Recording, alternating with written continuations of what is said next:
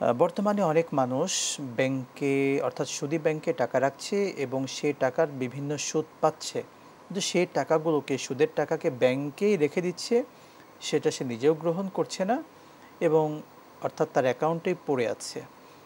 এই ক্ষেত্রে এই সমস্ত মানুষদের ইবাদত বা এগুলো কবুল হবে কিনা, দোয়া কবুল হবে কিনা? তো কবুলের আগে যেটা পরামর্শ দেওয়া দরকার সেটা জি হচ্ছে, ভাই আপনি, রাসেল ভাই, আপনাকে ধন্যবাদ জানাই। আপনার একটা অনুভূতি সৃষ্টি হয়েছে। আপনি সুদী ব্যাংকে আপনি টাকা রেখে দিয়েছেন, মানে তারা তো এটা দ্বারা উপকৃত হচ্ছে, মানে সুদকে আপনি প্রমোট করতেছেন।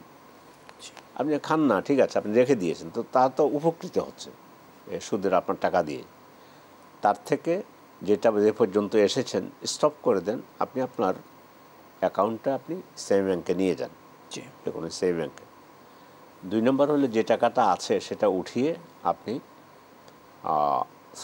সওয়াবের নিয়ত ব্যতীত, জি ভিতরে কোনো সওয়াবের নিয়ত থাকবে না, এমনিই গরিব দুঃখীদেরকে দিয়ে দিতে পারেন। মসজিদে যাওয়ার জন্য বলবো না, কারণ এটা সুদের টাকা। জি জাহেলি যুগ পর্যন্ত, রাসূলের আগে জাহেলি যুগ পর্যন্ত বাইতুল্লাহতে সুদ, ওই যে বাইতুল্লাহ যখন সংস্কারের প্রয়োজন ছিল, আবু জেহেল আবু লাহাবরা সুদের টাকা কিন্তু তারা বলছে যে না, ওটা নেওয়া হবে না তখনকার সময়।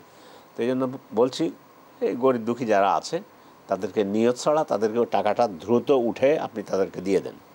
বাকি ওখান থেকে আপনার অ্যাকাউন্টটা আপনি উঠে আপনি আপনি আল্লাহর সন্তুষ্টির জন্য ইসলামী ব্যাংকে নিয়ে যান। প্রশ্ন আছে এখানে, বলবেন যে ইসলামী ব্যাংকে তো লাভ দেয়, আমরা সেগুলো আপনাকে এখন বলতে যাচ্ছি না। ইসলামী ব্যাংকের লাভ, ইন্টারেস্ট আর ওখানে পার্থক্য আছে। জি ইসলামী ব্যাংক বলতেছে আমি আপনার সাথে ব্যবসা করতেছি, ব্যবসা এত% লাভ হয়েছে, এই আপনার লাভ নেন।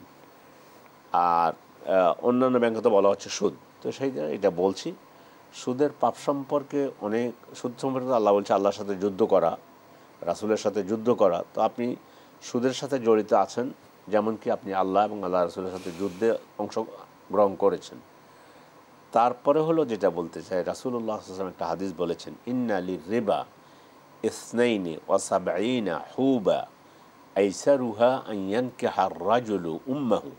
নাউযুবিল্লাহ সুদের ৭২টি অপরাধ, ন্যূনতমটা হচ্ছে মাকে বিবাহ করার মতো, নাউযুবিল্লাহ। মায়ের সাথে জিনা করার মতো। তো ভাই, বাঁচার চেষ্টা করুন। মানে যে ব্যক্তি মান জাদ্দা ওয়াজাদা, যে চেষ্টা করবে সে পাবে। আর আপাতত আমি জানি না আপনি কেন আপনার অ্যাকাউন্ট সেখানে রেখেছেন, যে ব্যাংকে হোক, সুদের ব্যাংকে, সেখান থেকে উঠিয়ে নেন। আগের পাপের জন্য আল্লাহর কাছে তওবা করুন।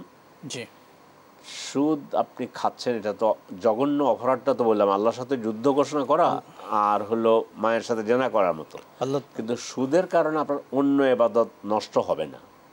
অন্য ইবাদত নষ্ট হয় শিরকের কারণে। জি যদি কেউ, সে আল্লাহ তাআলা রাসূলকে বলতেছেন, লাইন আশরাকতা লায়াহবাতান্না আমালুকা ওয়ালা তাকুনান্না মিনাল খাসিরিন, যদি শিরক করেন তাহলে আপনার পূর্বের সব আমল ধ্বংস হয়ে যাবে। নাউযুবিল্লাহ। আশা করি আমাদের দর্শক বুঝতে পেরেছেন। জি।